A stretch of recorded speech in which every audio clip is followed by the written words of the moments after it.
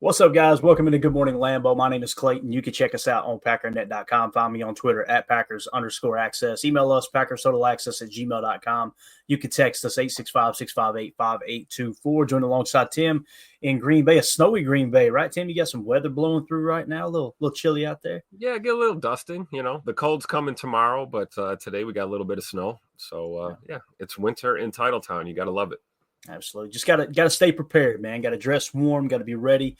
Make sure you got good tires on that sled, right? So obviously we're going live 30 minutes early this morning. We try to keep things pretty consistent around here and going live at 8:30 Central Time, but schedules change and obviously we got a busy day, so we're gonna get out and take care of some errands today. I know Tim's got a bunch of stuff to do too, so here we are a few minutes early. But I hope everybody's doing well. I see the chat's already lighting up. Everybody figuring out crap. They're live already. Nick McSwain in here says, looking at first down rushing numbers, and Packers are fifth in the league at 39.46%.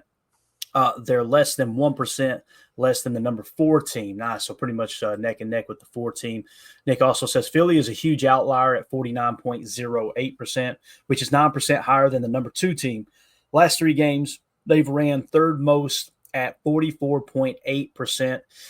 Don't think it's a coincidence they've scored more than 30 points the last 3 games. Great point, Nick. Great point. You're preaching to the choir here, though, brother. Nick goes on to say, obviously not going to have the same game plan every week. Curious to see if they trend up in first down rushes the rest of the season. I love that you added that in there, Nick. We're right on the same page, man. You're not going to have the same game plan every week. You're going to you're going to see different looks depending on the team you're playing and your last 3 game saturation that obviously they've scouted you as their opponent, right? And then, of course, you're going to get things thrown into the game plan like Detroit did, where we came out in 11 personnel and they came out in a 34. And it's like, okay, we got to pass here, right? Or we're just running against the wall in that situation. So, Tim, I know you were very vocal last week. Got to run the rock. I'm sure this all this hits home with you right here, what Nick's saying. Oh, yeah, for sure. And, him bringing up Philly as an outlier, that's a great comp. Philly having, arguably the best running back in the NFL in Saquon Barkley. Obviously they're going to feed him the rock. And, that's how I feel about Josh Jacobs, right? My attitude is, if they're daring you to pass and they're stacked against the run, make them prove it. I would have loved to see a couple Josh Jacobs touches there in the run game, maybe run something to the outside or, some deception and still run the ball on first down just to keep that defense honest and set up your play action down the road. But I do understand, Tupac LaFleur likes to let it rip, and if he sees, pass-friendly coverage, he's going to be tempted to dial something up. And, Jordan Love, too, to his credit, he will can out of a run real quick and take a shot play, no problem. So I think that's what you're seeing. And obviously when we hit on those, we love it. When we don't, we complain about not running the ball on first down. So, it's hard to keep us fans satisfied. But no, that's a great point by Nick to pull up those numbers. It is good to see the Packers, trending in the right direction, though, hanging around that top 5. We do have a good running back room, and, I feel like they are underutilized sometimes in the run game. We see them active in the pass game a lot. But I think we should stick with the run. Obviously, game plans change week to week. We'll see what happens here for the Seattle Seahawks game, but I'm hoping we see some first down runs, at least early in the game. Like you always say that, 4 quarters, how you break down a game. By the time you hit that 3rd, 4th quarter, everything could change compared to what you did in the first half. But I like to see them setting the tone early and establish the run for sure. Yeah. And again, if they do load the box, there's other ways that you can play it safe through the passing game, whether it be a bubble screen, a smoke screen, maybe a screen pass. You could also draw up a concept where you've got basically 2 underneath, try to spread the defense, try to stretch them vertically since they are loading the box, little play action, dink and dunk underneath with a spot route and a swing combo, right? Yep. There's a lot of things you can do in that regard. But the problem I have is when it's obvious, okay, we know the easiest down to pass on is first down. But, man, it is a risk, right? Like if you fall to 2nd and 10, you're going to struggle to score on that drive. That's just the number. You put yourself in a position where the defense knows now you're throwing for sure. Exactly. If you get behind the 8 ball, you're definitely throwing the next couple of downs. Yeah. And it makes it harder for you. And when you look at the Detroit Lions, it's totally the opposite. See, they're playing chess here. They're going, you know what? We're okay with throwing on first down because we're going to go for it on fourth down. They're okay with throwing on 2nd and 10 because if they don't get it, they'll just run the ball twice on 3rd and 4th down, right? Yep. Like they're not scared to run on 3rd and long, and that is definitely something that Matt LaFleur does not do. I wouldn't be surprised, and we try to find little trends every year. I wouldn't be surprised if that becomes a little mini trend across the league that people look at what Ben Johnson's doing on 3rd and longs. When I say 3rd and long, it doesn't mean 3rd and 15. It means anything over 3rd and 6, right? Most teams 3rd and 7, 3rd and 8. Bingo. Yeah, mix in a draw play or something. Mix in something. Yeah, definitely. And again, I'm happy with the run game. I'm happy with Matt LaFleur's offense. We'll actually talk about that here in a second. Josh Martin says, if we clinch this week, do we start resting players for the wild card game? Man, this conversation right here could take a turn in any direction, Josh. Me personally, I am not a fan of resting players. I'm from the John Madden old school of thought. Like I remember when it was, I think it was, I'm trying to think of the coach. Fossil coach. No, not Fossil. What was his name? Who was the Giants coach? God, I can't believe this is evading me here. Giants coach that won the Super Bowls, right? And they ended up running out of town, and he went back to Jacksonville. Why can't I can see his name. I can see his face. I can't think of his name. Who was his name? Help me out, chat. You guys know who I'm talking about. Coach of the New York Giants, won multiple Super Bowls, went to the Jaguars to help out down there after the Mara family fired him in New York. Tom about Dan Reeves? Tom Coughlin. Oh, Coughlin. Okay, Coughlin. Mr. Cakes. Thank you so much, buddy. Tom Coughlin talked about this. The year that they basically could have sat players and they decided, you know what, we're just going to play through it. Lo and behold, I think they ended up winning the Super Bowl. He said John Madden called and left him a voicemail and was like, thank you so much for not sitting your players. He said, the second that we don't have competition because players or teams are strategically trying to position themselves because, we can't improve our seed and this and that. Said the second we do that, we don't have a game. We don't have any competitiveness anymore. And I thought it was awesome that he said that because that's kind of how I've always felt. And the other thing is momentum. Like I remember one year the Colts set their starters, they got their ass kicked first round of the playoffs because you take all that wind out of the sails. It doesn't mean you play them out there all 4 quarters. It doesn't mean that you go all in with the game plan. Like, you're still trying to tuck things away for the next potential opponent. You probably know who your opponent's going to be for the most part. It just but this whole let's just sit everybody and take an extra week off, and I'm not a fan of it personally. I don't know how you feel, Tim. What do you think? No, I 100% agree. I'm from that same era. You and I are pretty close in age. We grew up watching the same type of ball, and I'm a bigger fan of screw it, let the starters start. Let's go out, get a 3-score lead, 4-score lead, and then we can pull you early and you can get your rest in the second half or something. And you rotate some of that supporting cast in so they've got fresh legs as you storm into the playoffs. But if you start tweaking that depth chart towards the end of the year and you're playing not to get hurt or you're playing to rest guys, that's when you get hurt. You find yourself in a bad spot. Then all of a sudden you get a backup who tweaks something and now you got to throw a starter back out there who's cold and has been sitting, and then you run the risk of getting that guy hurt too, and now you're in a world of crap, going forward. I'm a big proponent of just, if it ain't broke, don't fix it. Stick with what you got. Next man up mentality, starters are going to start, period. Yeah. Prince in the chat says Pittsburgh at Philadelphia, Buffalo at Detroit, Chicago at Minnesota, Green Bay at Seattle. Big weekend for the top of the NFC teams. Absolutely love it, man. That's hard not to get excited about. Matter of fact, let's take a quick look at the cheat sheet here as we've got it from Nerdin on NFL. Shout out to them for creating this awesome graphic. And Prince, thanks for bringing this up, buddy. This is my type of topic this time of year for sure. Again, he says Pittsburgh at Philadelphia, and you can see it is probably the one that's covered up. Now, right there. So that's going to be a 4:25 kickoff. That'll be a dandy for sure. 2 of the best teams in the league going at it, obviously both in Pennsylvania. You got the Yinzers versus the Johns, as they call them over there, right? Then you've got Buffalo at Detroit. That's going to be a 4:25 kickoff, so that'll be a split screen. Let's go, Buffalo! Yes, sir. And then you've got Chicago at Minnesota. That's the Monday night football game, so that's awesome. We'll get to catch that one. And then, of course, Green Bay, Seattle is the Sunday night game of the week. So what we essentially got here, Tim, and I'm sure there's other games, and we'll talk about it a little later in the week. I'm sure there's other games in that 1 o'clock window. They're going to have playoff implications somewhat on the NFC as well. But you got 2 games, go split screen on Sunday Ticket with the Pittsburgh Steelers at Philadelphia and the Buffalo Bills at Detroit. You're going to get great football there. And then, of course, like we said, you got your Sunday night game of the week in Green Bay at Seattle. And then, of course, Monday Night Football, you can just kind of chill and watch that game and hope the Bears can upset the Vikings somehow, some way. I'm not holding my breath. It's the Bears. And, Tim, we know the state of the Bears, right? We got a pretty good grab on who they are and what they do here in this league. Hey, even a broken clock's right twice a day. I mean, the Bears are due. You're telling me there's a chance. Maybe they can squeak one out in Minneapolis, get a win. That would be awesome. But you're right. I'm not holding my breath on that one. Definitely. So the Bears still suck.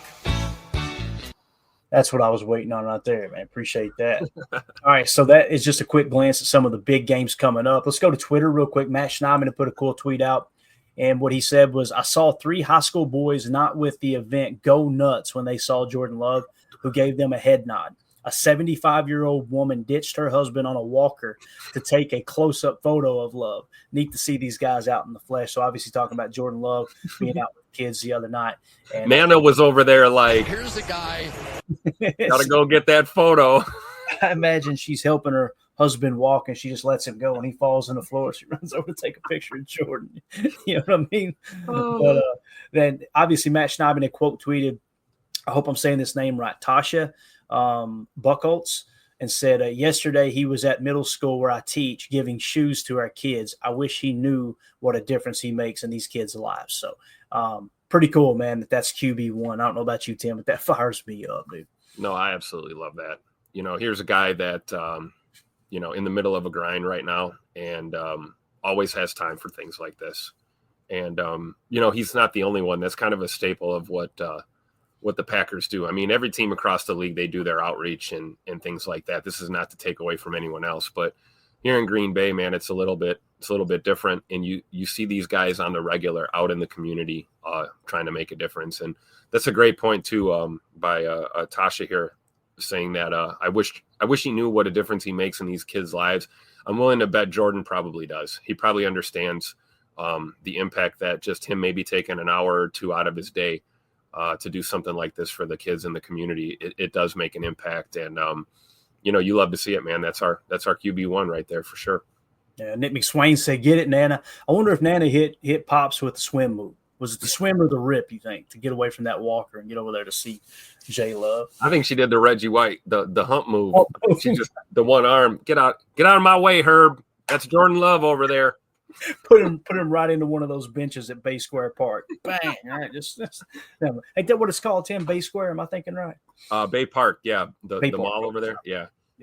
So me and Mandy, we went there the first time we went to Green Bay. Of course, she's going to find a way to shop. And next thing you know, I was having dishes mailed from a coffee shop in the mall. She just fell in love with some dishes in there, so they were shipping them back home as we had a 13-hour drive ahead of us the first time we went up. But, you got to do what I do. You let the missus do the shopping, and then you run over to Chick-fil-A and hang out, get you some chicken sandwiches. So again, shout out to Nana and her pass rush moves over there at the mall for sure. All right, next thing, Jacob Morley put out a tweet, and here is what Mr. Morley had to say. Per the Packers dope sheet, the Packers rank in the top 10 of the NFL in the following offensive categories this season. Total yards per game at 376.3. That's 6th in the league. Yards per play at 6.28. That's number 3 in the league. Rushing yards per game, 144.7. That's 5th best in the league. Rushing yards per play at 4.75. That's 7th best in the league. Passing yards per play, 8.20. That's 3rd in the league. Sacks allowed per pass attempt, 4.36%. That's number 3 in the league. And then points per game, 26.8. That's 7th best in the league. Sacks allowed, 16. That's 2nd best in the league. Matt LaFleur's got this offense humming, Tim. Yeah, absolutely. And, we talk about this O-line and, strengths and weaknesses. I feel like the run blocking is coming around these last couple of weeks for sure, which complements a great pass pro that we know this line is capable of. And, yeah, you see it right here in the numbers, man. They don't lie. Yeah. Love to see it, man. And again, Matt LaFleur finally getting some of his flowers, man. No doubt about that. So there we go with that. Just wanted to kind of hit on a little bit of what we came across on Twitter earlier today. So going to the chat, Green Ranger, Jordan Love Carey in the G. Yes, sir. He is. Prince in the chat says the Bears are due to win a division game. They played all three teams tied the first go. That's a great point, Prince. They've been on the cusp of beating all three division teams this year. Obviously the Packers squeaked it out by blocking a field goal. The Lions, thank God they had a Thanksgiving Day gaffe there by the Bears coaching staff and Caleb Williams. And then, of course, it was the Vikings. It seemed like something came down to the wire, too, there with the Vikings as well. It was a real close game, too. Oh, yeah, the Bears totally crapped the bed on that. They had every opportunity to beat the Vikings. But I think, it's a great point that Prince makes. They're due. You look at law of probability alone.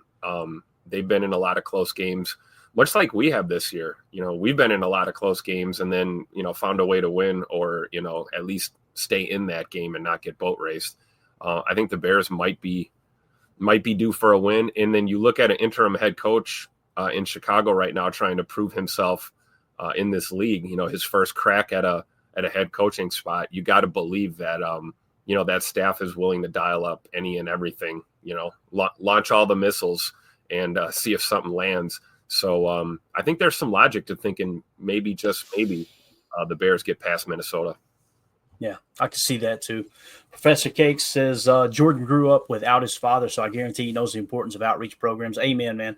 When you heard Jordan Love's story and the fact that Jordan wasn't very vocal about it says a lot too.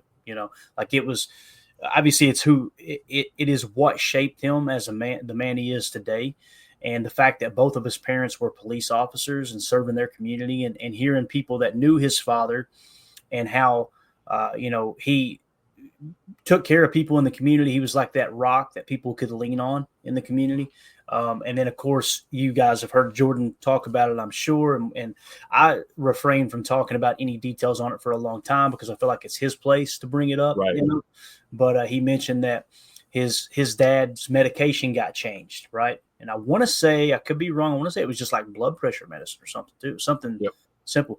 And that caused him to have a reaction to a sense where obviously he made the decision there to we'll just leave it at that. And it's important to say that he didn't grow up without his father. There were, his father was there every step of the way through his childhood. And I believe his father passed right before Jordan's freshman year of high school or around freshman year of high school, something like that. Mm-hmm. So yeah, certainly tough teenage years without your pops. And, a lot of the things that Jordan went through in his younger days is what's made him into the man and the player that we see today. But I think it's very true to point that out, that clearly he understands the importance of what it means to reach out to those that, maybe don't have it as good as you do or that you did growing up. And, life has a way of molding your future based on what you go through today or yesterday. And Jordan's a great example of that. And it's just really cool to see him continue to reach out. Yeah. And Nick McSwain in the chat said that happened to my wife's ex. Not a lot of people talk about medication doing that, but it's a real issue and it needs more attention. Yeah. And you guys know a little bit of my story. I lost my mom a couple years ago, and she worked her ass off her whole life to provide for us, and then had to have 2 knee replacements. And next thing you know, bang, she's addicted to opioids. So, and that was a huge crisis. Like the town and the county that I'm from back home, it was known as the Oxycontin capital of the world. And it's just malpractice out the ass all throughout the Appalachian region. And it's sad, man. It needs more attention. It seems like when you speak out about it, people get upset. It's like, I don't care anymore. Like, that's how you break that stigma. People get this stigma that they're some kind of, drug addict pillhead, and that's not the case. People, like as if they were born like that or something. Yeah. Or it's a recreational choice that people chose to be dependent on these substances. Look, like we talked about Jordan Love's dad, right? A simple blood pressure medication. Your mom had injuries, needed pain medicine prescribed by doctors. Things happen. Life happens. It's important that, we reserve our judgments when it comes to, dealing with our fellow man out there. Yeah, absolutely, man. Absolutely. All right, let's see. There's something else I wanted to hit real quick. Let's jump into some of the NFL pro guys. We've been talking about our defense and really breaking down our whole roster and talking from a PFF standpoint. And what we're starting to do now is cross check that with key statistics and things. Okay, PFF isn't everything. Here's one source that we got with PFF. Here's how they see a certain player or a position group on the team, and now let's cross check it and see how it stacks up with the rest of the NFL and even the players at their respective positions on the Packers. So what I did was I went to NFL Pro. Obviously, we got the qualified defenders only here, okay? So it kind of removes some of the noise there. And we're going to go passer rating when targeted. Let's see when the first Packer pops up. I was telling Tim this earlier, really, really frustrating. These are supposed to be team logos, and they're not showing up, right? So that makes it a little bit easier to identify where the Packer players are. So I did a little Google research. Okay, it says what you need to do is clear your cache on your browser. So I went and cleared my cache on my browser, and being the dumb redneck I am, I didn't realize that was going to reset everything on the computer this morning. So I spent an hour trying to get everything set back up. So you guys, or Tim, if you'll help me kind of notice where these players are, you're looking for this dark green dot as opposed to the G, okay? And I know it's something to do with my browser because on my phone the icons show up.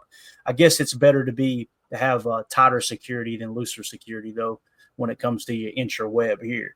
But the first one on the list here for the Packers in terms of passer rating when targeted is our very own Xavier McKinney. Now, keep in mind, guys, we've got this sorted by, as a matter of fact, I was going to do it like this. Let's start with DBs. So this is NFL DBs. Sorry, no results. Wonderful. This is going great. Let's try linebackers. All right, linebackers is keying up. Let's see if DBs will now.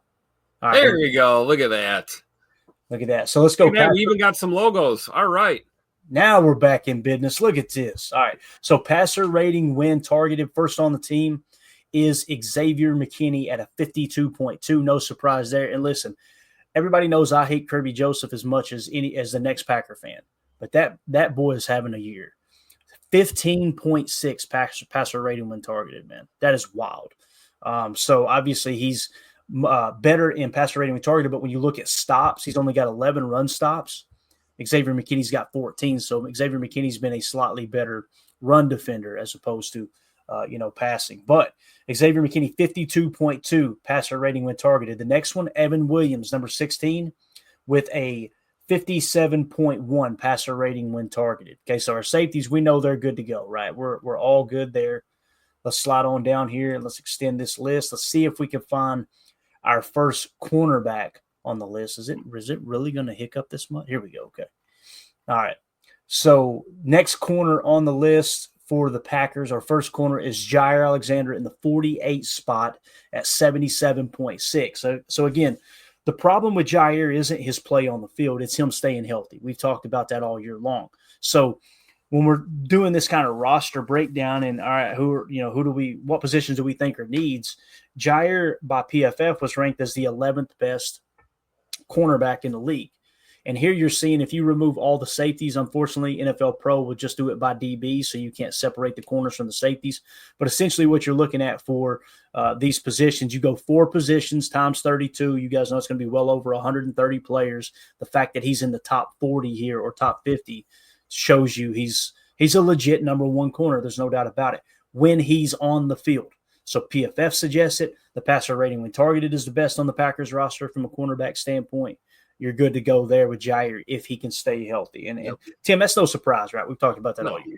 And you see that with a lot of top tier players. We were looking at edge rushers last night, and you see Aiden Hutchinson popping up at the top of the list. The guy hasn't played football in a month, and his numbers are still in the upper echelon. And you see that with Jair, right? Jair's missed a large chunk of this season and, still up in the top tier of these defenders. So it shows you who your top tier talent is for sure. But yeah, the issue with Ja is it's not the on-field antics or play. We love it. It's the fact that we haven't seen him on a football field in a long time. I got to think that, him having a couple close calls there was a couple games where we thought he might go and he ultimately didn't. I'm thinking maybe they're just holding out, and once he's back in that lineup, hopefully he never leaves it again and he just finishes this year out strong. Yeah. Ron Sample asks, are corners typically going to give higher percentage than safeties? It feels like that's the case. And unfortunately, we can't separate the safeties from the corners. We can do that like on PFF or NFL.com website for stats, but I'm not going to go through all that time right now.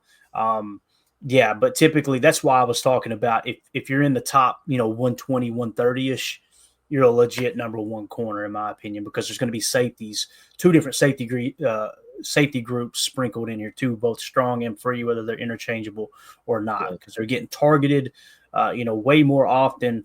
And again, they're covering a lot more space as opposed to a safety whose eyes on that player coming at them. Typically, the passer rating when targeted is significantly lower. It's almost like the safety's targeting the receiver, not the other way around.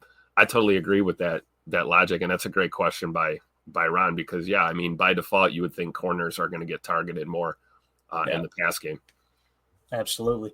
So let's see if we can get the second page to trigger here.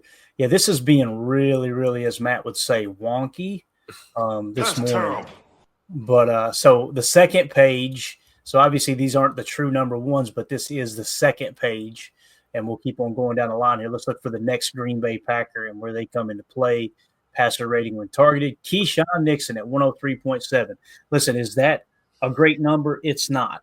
But again, when you're, 68th, right, which would be, I don't know how many were on the other one, plus 70, so it'd probably be somewhere around 140 mark. I don't know why they do things this strange on NFL Pro, but the point is Keyshawn Nixon is our second best corner in terms of passer rating when targeted. Now, when you look at Carrington Valentine at a 103.9, just 0.2 of a point lower than Keyshawn Nixon, that would suggest Carrington is your third best corner on the team. That's what we've talked about. Now, is he significantly better statistically or grade wise than Eric Stokes? Absolutely not. But the point is, Eric Stokes doesn't have a contract next year.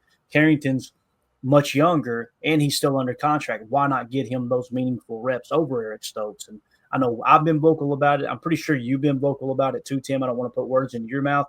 And other fans, we talked about that. Like, get Carrington those meaningful reps, and let's see if this dude can handle it or not, right? Yeah, look, we had to do that with the guy that we thought was fictitious forever. We had to throw Zane Anderson into the fire. Hell, we might throw him into the fire again this week against Seattle. You got to see it. You do. And, I think there's reason to be excited about a guy like Carrington Valentine. We've seen numerous flashes from him these past couple of years, and you kind of know what you're getting, with Eric Stokes Jr. out there. So, I don't think anybody here listening to the pod or following the Packers thinks that Eric Stokes is going to be on this team next year. And if you kind of know that in your heart of hearts, especially as a staff or as a coach, you got to look to your other guys, man. You really do. And it's not to say that you don't, you're not going to bench Eric Stokes. You're paying the guy. We need corner depth. I love him as a rotational dude, but as far as taking away snaps from a guy like Valentine or even a Kalen King, I'd love to see Kalen King see the field a little bit here too, going forward. But I don't think Eric Stokes is a part of the future plans here in Green Bay. It doesn't feel like it unless it's going to be like a minimal contract. And honestly, with his type of athleticism and what draft grades other teams probably had on him, I don't think he will squeak through free agency with just a minimum. What do you think about the Patrick Peterson rumors? Yeah, I'm not a big fan, me personally. Listen, Patrick Peterson was awesome 10 years ago. His PFF grade last year was like somewhere around 60, which isn't horrible, but at the same time, think of it this way. We're sitting here saying we need to get Carrington Valentine and Kalen King meaningful reps, right? And then we're talking about bringing in some old free agent. To take those reps. This is Bill Parcells 101. It's called a progress stopper, right? It's why we traded Preston Smith. Guys, Preston Smith, his pressure rate went up significantly when he got to Pittsburgh, right? You would look at his pressure rate in Pittsburgh and go, why the hell we get rid of him? Because you're trying to get LVN those meaningful reps, right? Yep. And you're seeing LVN start to improve. It seems like the first 2 weeks with Preston gone, I believe it's been 2 weeks, at least 2 weeks. It feels like it's been a lifetime. It's like of the last 3 weeks, you had improvement, now a setback. Now you're wanting to see that improvement again, right? Just like you're looking at a stock chart, right? You want it to go up and to the right. There's going to be downs. That's going to happen, but you just want to see that consistent improvement. as you move through the season. So the same thing would apply with Patrick Peterson. You bring in Patrick Peterson, now you're putting those guys right back on the bench, and you're taking those meaningful. That's a guy you look to bring in if you're going into the playoffs, right? We know the season's over. We've got to play wild card game, whatever we got to do. And we lost a corner, or we lost another, say somebody got hurt and now they're not available. You may look to bring in a veteran to get you over the hump and push through the playoffs. But I don't think right now at this point it's time to do that. Yeah. I don't see it. Now, if it was like Stephon Gilmore, right, when they brung him into Minnesota, I think it was to reunite him with B-Flow. Listen, I understood that when you got a former defensive player of the year, you got a guy who was closer to his better years than further away. To me, Patrick Peterson, I never liked the hype. Even when he was at his peak, it was, to me, I just constantly found myself going, when you ask people what they like about him, it's never like fundamentals. It's never he's a winner. It's never those. It's just like he's this flashy cornerback that I just never was a big fan of. I don't think he's a bad person. But, again, I'm looking for those guys. I tell you, Keyshawn Nixon's impressed the hell out of me because he'll stick his nose in there and tackle too, right? And I know he's not been perfect, but what you have seen with Keyshawn is you've seen steady improvement and at a good, cheap price too, in my opinion. So let's see. As far as next on the list here, Javon Bullard, 104.6. Obviously, he's our slot defender. Not a great number, but he's definitely higher than Stokes. As you see, Stokes here comes in at 112.5. So that's why I'm just like, hey, let's move away from Stokes already, please. So those are your DBs. I want to go rapid fire here because I really wanted to get to the linebackers. We're not going to hit run stops, and I'm going to tell you why for safeties or DBs.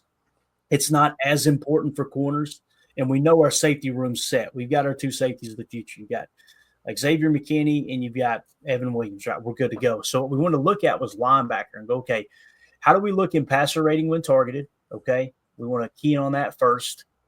And then we're going to hop over and look at run stops because that's just as, if not more important, to playing linebacker in the NFL. So we're going passer rating when targeted. Let's see where the first Packer falls on the list.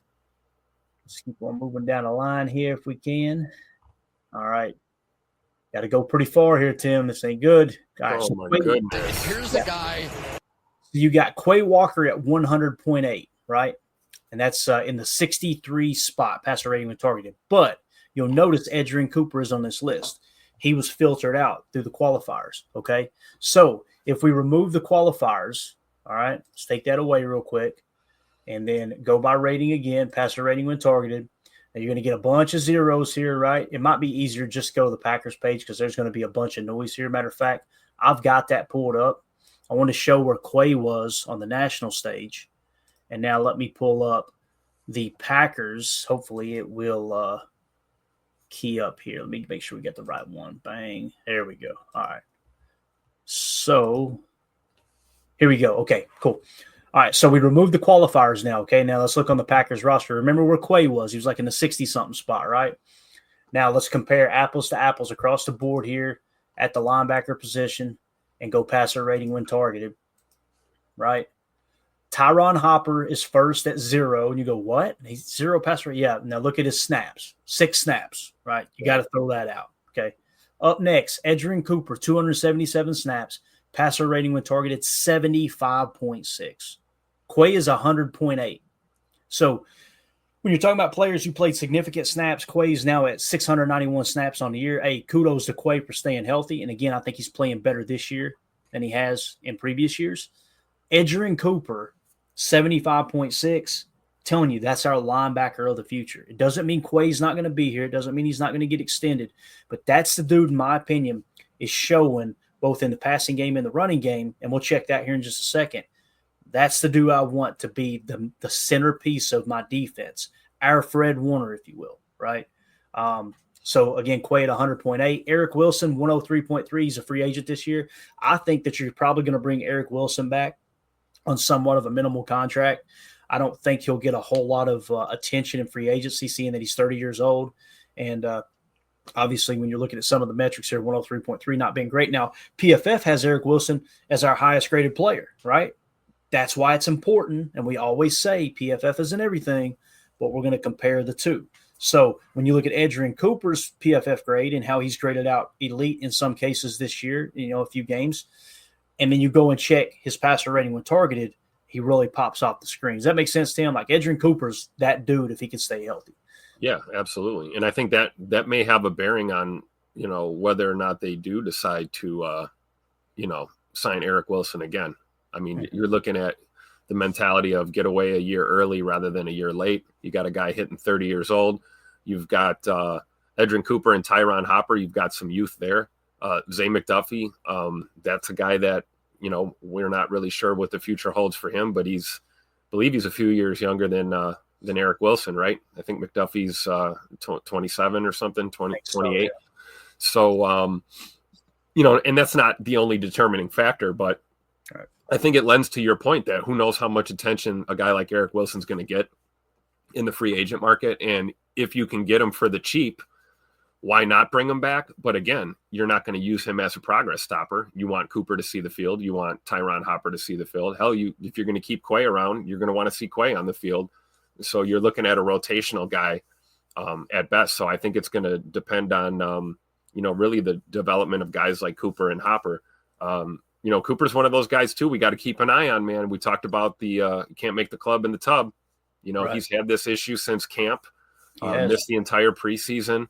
We didn't get to see a lot of action earlier this year. We were excited when, he was finally able to see the field, and then we got a good chunk of that. Like you said, almost 300 snaps, and then we haven't seen Coop in a while. So hopefully he sees the field and, he's back out there doing what he does best. Yeah, for sure. So, again, when we did our evaluation, one of the things we came up with, we need to draft a linebacker. We need to keep looking for that stud linebacker, right? We may have it in Edgerrin Cooper. Quay may finish the year strong. We go, okay, we got it there too. You need to keep looking for it if you don't know 100% that you got it. And somebody in the chat here, there's Bates. Appreciate you, Bates. McDuffie's only 25. That's wild. Yeah. I was thinking. I thought he was older than that. Yeah. But again, McDuffie's passer rating when targeted 126.1. We've seen him attacking the run. We've seen him when he plays curl flat and he's downhill on a swing pass or something like that. There's few. He's probably best on the team at that, to be honest with you. Yep. But when he has to cover vertically, struggle there, right? So yeah, downhill is great. Laterally is great. He's a great sideline to sideline linebacker too. Chase a guy down in the flat kind of thing. But yeah, if he's got to turn the hips and run up, that's not the dude you want to see in the Tampa 2 looks. For sure. So the point of showing this, guys, and again, I didn't know exactly how this would work out, but now that we got the numbers in front of us, Edgerrin Cooper is your best pass defender at the linebacker position on the Packers roster, right? I feel comfortable saying that. So when we go to run stops, right, when we go to run defense and we go to stops again, that is preventing a player from having like I think it was something like a significant gain is the word they use. So it's something like 2 yards or less, or 2 yards. It might have been 3 yards or less that they're the tackler that prevented a ball carrier from gaining that kind of yards. It might have even included in the passing game too, maybe on screens, things like that. But nonetheless, Quay Walker leads the team with 40 stops, right? McDuffie's got 39. Now, here's what I want to point out, though. The percentage of playtime, right? Defensive playtime percentage, Quay's at 92%. Look at Edgerrin Cooper, 45. So you can pretty much double Edgerrin Cooper's numbers here, right? What will happen when you do that, that passer rating when targeted will probably raise a little bit. I don't think it'll raise much, but you can double the stops. He's now at 44. That would be more than Quay. And it's not significantly more, but the point is, look at the difference between Quay's 100.8 passer rating when targeted and Edgerrin Cooper's 75.6. So to me, every statistical category, plus the PFF grade, plus watching the tape when he's healthy, Edgerrin Cooper is a better linebacker than Quay. Now, there's somebody in the chat that said something here. Josh Martin said, Cooper should be middle linebacker, Quay should be weak side linebacker. That's something, Josh, that's being phased out of the game right now. And what I mean by that, you'll hear me talk about on Chalk Talk all the time. Quay's the will on this play. Next play, he's the Mike. He's the will, he's the Mike. They're very, very interchangeable. It's more about what the front's doing, because if we're playing zone defense the large majority of the time, you're not going to see those linebackers cross when motion's used. It's just simply, let me put it this way. Let's say they come out from the offense's perspective, and they're in a strong left look. Okay, so they're strong left, and we come out and Quay's the right linebacker from the defensive standpoint, right? He's on the tight end side, and let's say Edrin's on the left. That makes Quay the Mike in our nickel 4-2-5. Quay would be the Mike, and Edrin would be the Will. Well, if they motion that Y over, if they motion the tight end over, you'll notice they don't switch. If they do, they're in man coverage, and you got a specific assignment, right? What will happen is he'll motion over, they'll pass it off. So if we go back to the original formation where the tight end was over Quay's side, making him the Mike, and Edrin Cooper was going to fire on a blitz, well, now they motion him over. What will happen is the play will flip. Now Quay becomes the Will, he's firing, because the play call is Will fire, and everyone knows what their assignment is. Does that make sense? Yep. That's why it's very interchangeable. So when you say, Cooper should be a middle linebacker, Quay should be the weak side linebacker, that's really not a thing anymore, right? They're very interchangeable in that nickel set. Now, if you're talking about your base defense, your 4-3, that is a very real thing. Who is going to play Mike? Who's going to be playing Will? Who's going to be playing Sam? And now the Sam and the Will become very interchangeable. There's still a lot of people in the media, as Matt LaFleur would say, they're exposing themselves for their lack of football knowledge, thinking that the 1993 version of a Sam backer still exists. It doesn't. Maybe at college, but in the pros, it just doesn't. The game has changed. It used to be an extra defensive lineman that could essentially cover the tight end. Levon Kirkland was one in Pittsburgh that I grew up watching. That was just this big, huge, like 300-pound linebacker that could set the edge as a Sam because teams were running the ball so often. And then he could also cover the tight end down the seam if he need be. So the point there is those two have got to be interchangeable. They've got to be interchangeable. That's why you need two really good inside linebackers on your team, because you want to model your entire roster to fit a nickel set, because that's the formation you're going to be in the majority of the time. And that's why I'm not convinced that we have two great ones yet. I'm just not. I think, like I said, I think Quay could finish strong, and we could look up and go, all right, man, he's proven it. Let's give him a contract. How much? We can argue that later. But I think if the draft was today and free agency was today, you go look for a linebacker. We were here last year, Tim. We were here last year, and we were screaming Bobby Wagner. We were screaming Blake Cashman. We were screaming Alzaire, and they didn't go do it. Luckily, we landed Edrin Cooper, but Edrin Cooper hasn't been on the field like those players have this year, aside from Alzaire, who's obviously got suspended for 3 games for trying to physically assault Trevor Lawrence on the football field. So, I don't mean to laugh, but it's just that was one of the guys we were excited about because we loved the violence in which he tackled with, and then lo and behold, it cost him 3 games, right? Yep. So, anything you want to add to that linebacker top? I know, like Holmes says here, I think Hopper will be good. I hope so, Holmes. I just haven't seen it. He hasn't played. That would be a great outlier right there. If all of a sudden we had, we got Cooper humming, we got Tyron Hopper flashing. Maybe we get Quay back on a slight discount, and now we're looking really good there in the middle. But we just haven't seen it. We want to see more of Cooper, and we definitely want to see more Tyron Hopper. Yeah, and so think about this. When you talk about contractually, let's assume that the players who are going to be free agents this year don't come back, okay? The only returning linebackers you have on this roster are Quay Walker, Edrin Cooper, and Tyron Hopper, right? That means Tyron Hopper by default will become your number 3 linebacker, okay? And then you go out and you draft a player or two, and let's say you have someone fall in the 2nd or 3rd round that you're just as excited about as you was like an Edrin Cooper, right? Like Peyton Wilson, if I remember correctly, was our top linebacker in the draft. And Peyton Wilson, I think, went after Edrin Cooper. We had Junior Colson, Peyton Wilson, Cedric Gray, and then Edrin Cooper is how we had them listed, okay?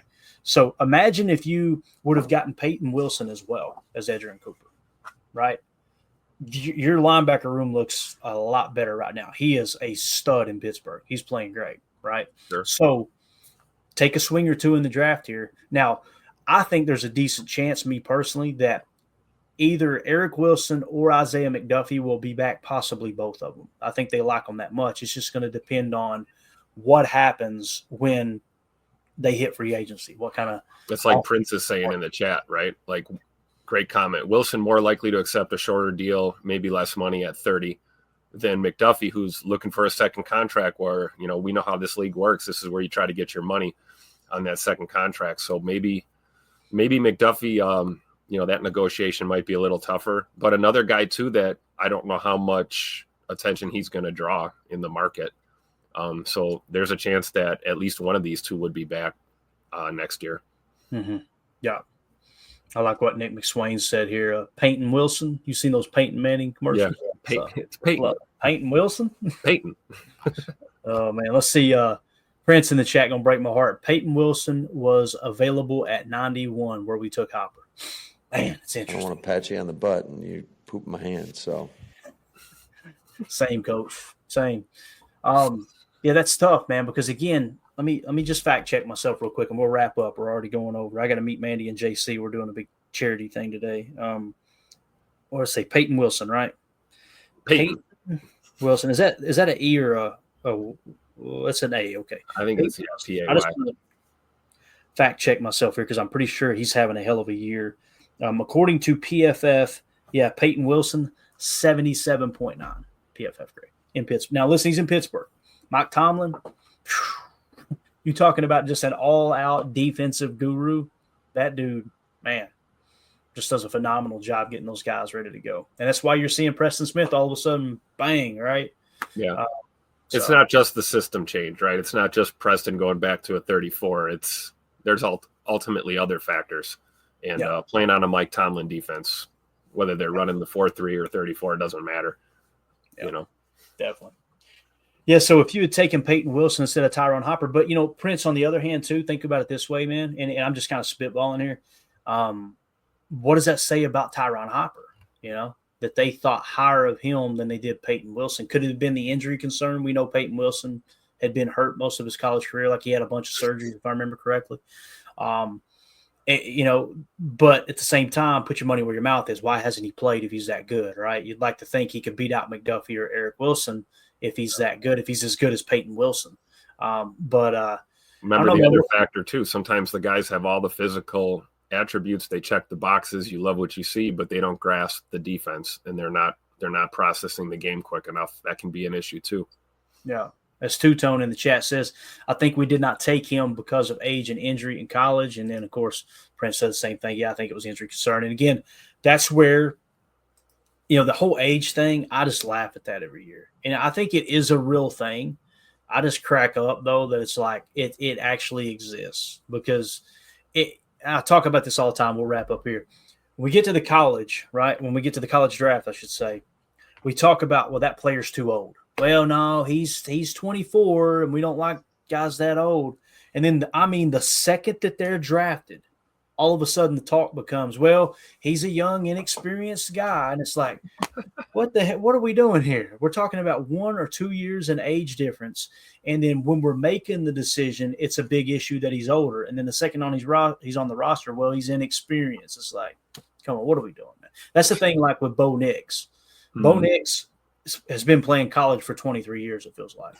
And he gets to the NFL, and lo and behold, Sean Payton said in the draft process, that's my guy, and he just takes off, hits the ground running, right? So, we'll see what happens at the linebacker position, though. Hopefully all that made sense. Again, what we wanted to show was, all right, who are the best corners on the team from a statistical standpoint, passer rating when targeted, and really wanted to key in on the linebackers. We got a little bit better idea of that now.